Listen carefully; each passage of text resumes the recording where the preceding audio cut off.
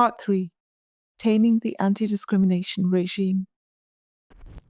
It is certainly true that civil rights group redistribution efforts and the cultural exertions of the civil rights order have worked to reinforce one another. That Trump has been able to hit both sides of the left's radicalism and hit them hard suggests that his government's actions will have some kind of long-term effect. The scope and scale of what Trump is doing is entirely unprecedented in the history of the post-1964 civil rights order.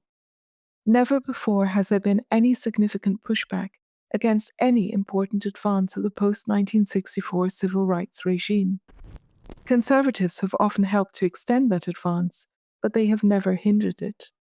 School busing did die a slow and more or less quiet death, but that was a special case. Anti-DEI is being institutionalized. The measures taken thus far in this two-pronged attack are already too big not to register in the broad scheme of things. Lasting changes are being made now that will not be unmade without some kind of effort that is unforeseeable at present. To be sure, several years of similar, though generally much weaker, initiatives in 20-plus red states, and especially the inventive and aggressive work of Ron DeSantis in Florida, prepared the way for Trump's anti-DEI campaign. Those state efforts are now being strengthened by what the federal government is doing, and we are sure to see even more ambitious state efforts in the near future. Presumably, these will now be undertaken with greater vigor and less hesitation. No matter what else happens, 4 years from now, stronger red state policies will represent an important obstacle to any future pushback efforts, even if Democrats retake Congress and/or the White House. At least as important, the Trump administration's anti-DEI policy is backed by widespread popular support. Did Trump help America discover anti-woke ire? Or did it create him? Populist outrage is not an entirely reliable political force, but the 2024 election proves that it is not one to be ignored. The obvious analogy is to 1954, when America's Red Scare mania broke and was discredited, marked out clearly by Congress's censure of Senator Joe McCarthy. Anti-communism before that moment was, it is important to recall, a bipartisan affair. John F. Kennedy and Richard Nixon both came to prominence as communist hunters after World War II. But then popular opinion shifted, and anti-communist purges and blacklisting became discredited in the popular eye, even though anti-communism remained the more or less unquestioned cornerstone of all American foreign policy. There are many interesting lessons to be teased out of this comparison. Will Democrats double down on defending DEI? That seems unlikely. Soul-searching by the likes of Bill Maher, Rui Teixeira, James Carville, and Maureen Dowd about the price Democrats are paying for their diversity doctrines suggests that the future of the American left will involve at least some rethinking of anti-discrimination zealotry. Indeed, the relative silence of not just mainstream Democrats, but also the activist radicals, is a surprising sign of how stunned the left seems to be by the blow that progressive excess has taken in America. Even if the political fortunes of the Democratic Party are revived, it will be very difficult now for the left to go back to the extreme posture of the recent past. The most important change concerns Republicans. Until now, the default position of Republicans has been deference, willing or unwilling, to the moral sanctity of the civil rights movement and all that followed from it, including, to some important degree, its most radical interpretation, as all the Supreme Court decisions on this matter written by conservative justices attest. Indeed, until now, civil rights politics has been something everyone has had to simply bow to. But now, under Trump, the Republican Party is openly criticizing this consensus and assaulting it along a wide front. Not only is Trump showing today that it is permissible to question aspects of radical civil rights politics, he is also demonstrating that politicians who do so will be rewarded. By taking these bold steps, Trump has demonstrated that the anti-discrimination left can be attacked frontally and effectively, and at many points at once. These efforts seem to be redounding to the political advantage of the Republican Party. It is at least possible to imagine that, managed correctly, civil rights reform could provide the basis for a long-term realignment of the political parties, putting the Republicans in charge for a generation. What this new departure offers, if, to repeat, it is managed correctly, is an opportunity finally to stop and think about the fight against discrimination. If Republicans are smart about it, they might create a world in which questions of civil rights policy are treated like every other kind of policy, where weighing the pros and cons of every side of every issue is to be expected and won't get you cancelled or fired. At the very least, opposition to the left's diversity, equity, and inclusion agenda has now been firmly established as an accepted part of normal political debate in America. Criticism of civil rights extremism will be with us for the foreseeable future. A new era of civil rights reform. What the current moment suggests, above all, is that we have reached a moral tipping point. The enchantment, no, the illusion of the moral purity of civil rights politics is now being successfully challenged in a spectacle, the simple and crude lessons of which do not require much elaboration or defense. Again, the fate of McCarthyism is instructive. It is important to say, however, that this challenge to a certain view of civil rights idealism has been undertaken in the name of civil rights, but of civil rights understood in a different way. That is not a matter of interpretation. Appeals to our civil rights laws are all over the Trump orders. This is important and bears further examination. If we are lucky, Trump will go down in history for ushering in an era of civil rights reform. There is more work to be done to get to the final step implied, but never quite made explicit, by the logic of what the Trump administration has begun. It is not obvious to everyone yet that opposition to wokeness is really opposition to the left's interpretation of anti-discrimination politics. And it is not yet obvious that the new stance being marked out represents a saner interpretation of civil rights law and politics. Conservatives, frontline critics of progressive extremism, NAS, FIRE, Heterodox Academy, etc., centrist liberals, and the Trump administration all need to do more to say clearly that they are actually doing the work of civil rights reform. Their manifest hesitation to do so, whether from free speech monomania or moral anxieties about touching civil rights, ought to be cause for concern. If we want to fully exploit what the Trump administration has done, we will do so only if we face this large and difficult task. All honor to the genius of the American people for discovering in wokeness the indispensable term of the hour. Wokeness discourse was essential in getting us to where we are today, because it allowed us to say things that, in a veiled way, expressed powerful criticisms of aspects of civil rights politics. The people in their wisdom did what the elites could not. They exposed the left's vision of anti-discrimination politics as being, if not naked, then only partly dressed, and not a little crazy. But because much anti-wokeness talk hesitates to state the true object of its own anxieties and frustrations, the time has come to set it aside. We need to be talking more clearly and directly about the civil rights revolution, the fight against discrimination, the anti-discrimination regime, and the need to engage in the vital task of reforming it. And not then so much about cultural Marxism, intellectual history, and so on. There are signs that the Trump administration is already very close to seeing its anti-DEI program as an effort of civil rights reform. Over and over again, the orders invoke civil rights laws, federal anti-discrimination laws, and the 1964 Civil Rights Act. Measures aimed at ending illegal DEI are presented as precisely a way to protect civil rights and to preserve the progress made in the decades since the Civil Rights Act of 1964. The Trump administration is certainly right to say that this anti-DEI undertaking represents the most important federal civil rights measure in decades. Broadening such claims into a self-conscious campaign of coming to grips with what the civil rights revolution has wrought, warts and all, could transform Trump's efforts, now defined in somewhat ambiguous and hesitant terms, into a landmark turning point in the long history of liberal democratic politics. But there are reasons to doubt that this will happen. One is a certain lack of clarity about the main target of the Trump administration's efforts so far. That target is clearly DEI. DEI and equity are really the only terms used in the executive orders, along with environmental justice, which shows up with odd frequency, to name their point of attack. As I pointed out earlier, disparate impact and disparities never appear. The phrase affirmative action appears only once. In all of the denunciation of illegal discrimination and preferences, there is no suggestion that DEI actually emerged from the left's radical interpretation of civil rights law. And there is no discussion anywhere at all of Title VII. What DEI and equity are is indeed a bit of a muddle here, and no effort is made to say where these ideas came from.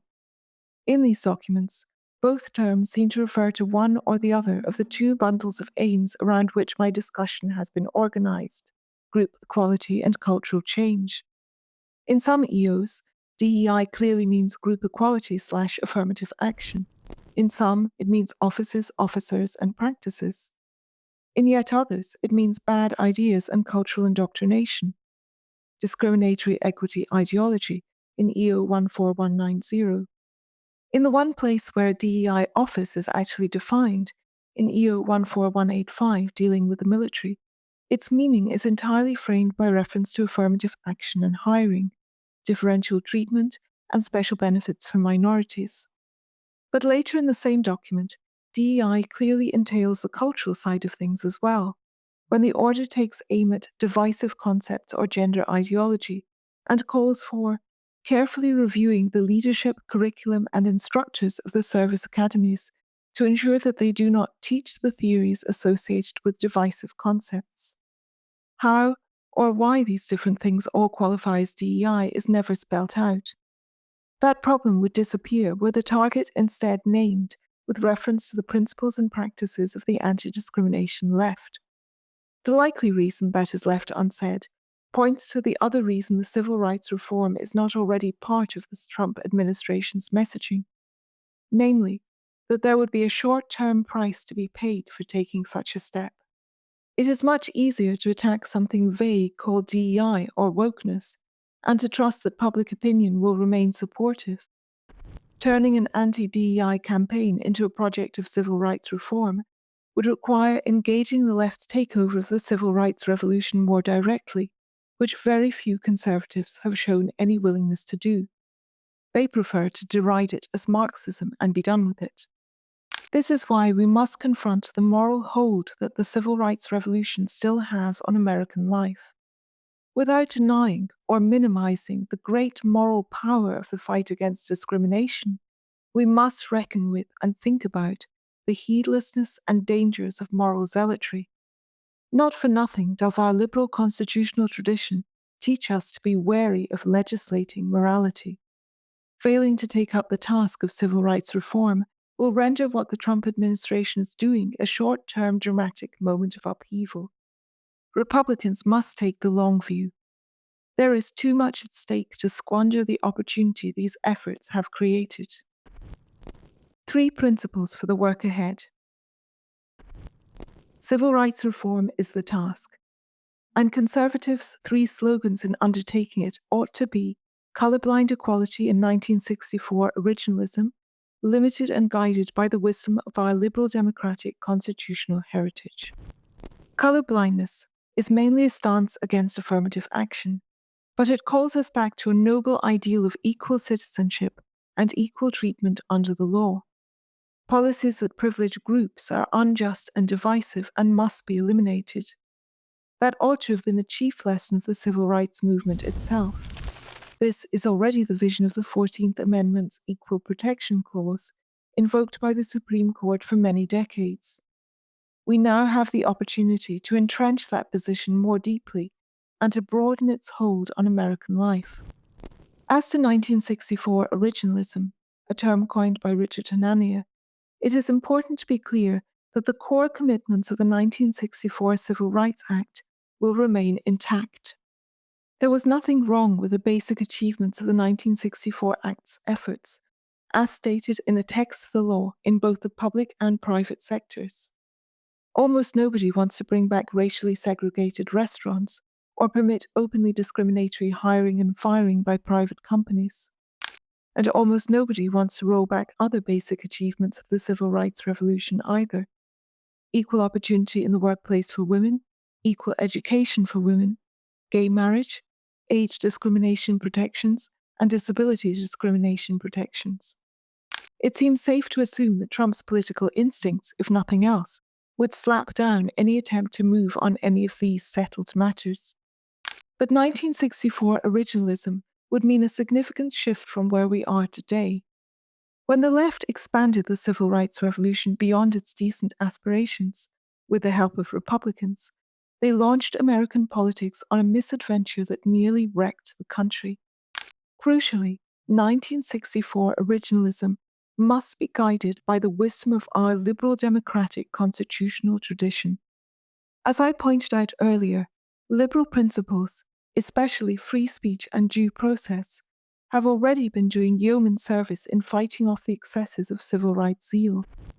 We could do more to clarify just how far the anti-discrimination revolution went to undermine our liberal heritage.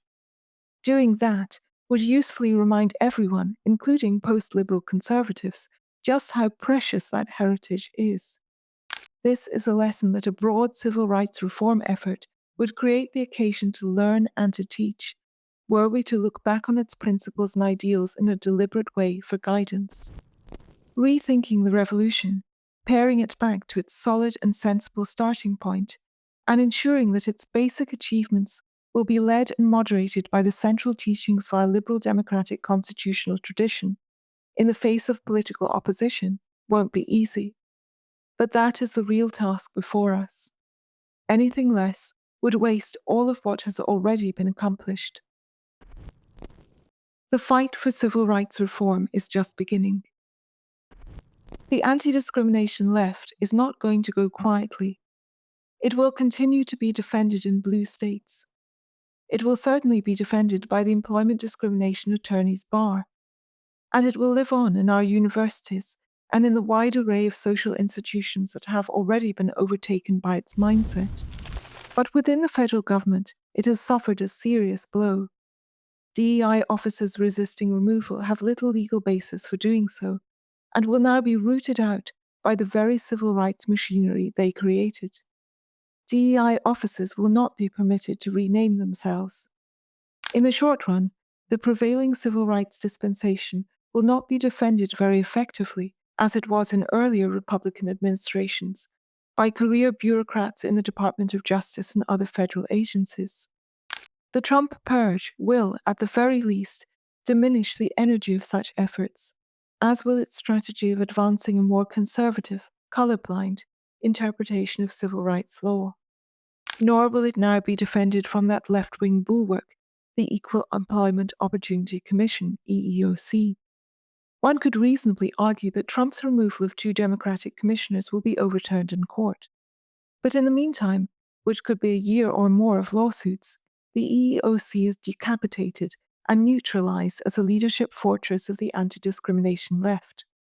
One current commission vacancy might permit Trump to name a Republican soon.